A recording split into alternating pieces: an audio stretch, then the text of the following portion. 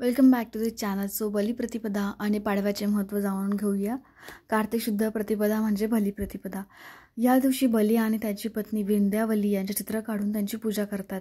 तर या दिवशी गोवर्धन पूजाही करतात. तर या दिवसापासून विक्रमस्वरांचा प्रारंभ होत असल्याने व्यापाऱ्यांचे पण नवीन वर्ष या दिवशी सुरू होत असते. मंगलस्नान करून स्त्रिया आपल्या पतीला ओवाळतात आणि दिवाळीतील महत्त्वाच्या दिवसापैकी एक असा हा दिवस आहे.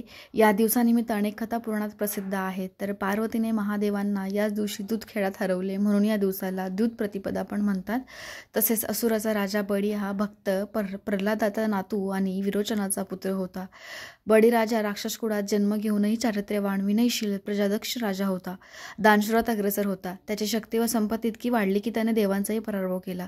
लक्ष्मीला दासी केले. देवांचे स्वातंत्र्य पण हरवले. मग बळीराजाला हरवण्यासाठी विष्णूंनी निवड करण्यात आली.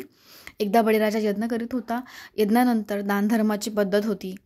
भगवान विष्णूने वामन अवतार धारण केला आणि बटू वेशात बळीराजासमोर उभे झाले. बळीने विचारले, काय पाहिजे? बटू म्हणाला, मी मागेल ते तुला द्यावे लागेल असे ते वचन दिले त्यांनी. मग बळी म्हणाला, मी वचन देतो, तुला हवे ते माग. बटू म्हणाला, 3 लोकांवर तुझे राज्य आहे, मला 3 पावणे जमीन देशील का? बळीराजा वचनपूर्ती करणारा राजा होता म्हणून वामन अवतारी विष्णूंचे प्रचंड रूप धारण केले.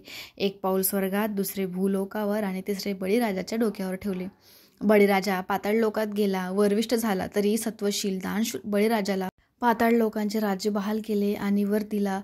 कार्तिक प्रतिपदेला लोक तुझ्या दानशूरतेची क्षमाशीलतेची पूजा करतील. पाडवा हा 3.5 मुहूर्तांपैकी एक मुहूर्त आहे. तर आर्थिक हिशोबाच्या दृष्टीने व्यापारी लोक दिवाळीतील पाडवा ही नववर्षाची सुरुवात मानतात. लक्ष्मी प्राप्तीसाठी नव्या वह्यांचे पण पूजन करतात आणि या दिवशी पती पत्नीला औक्षण करते व पत्नी पत्नीला ओवाळणी घालतो. तर अशी ही पद्धत आहे. Thank you so much.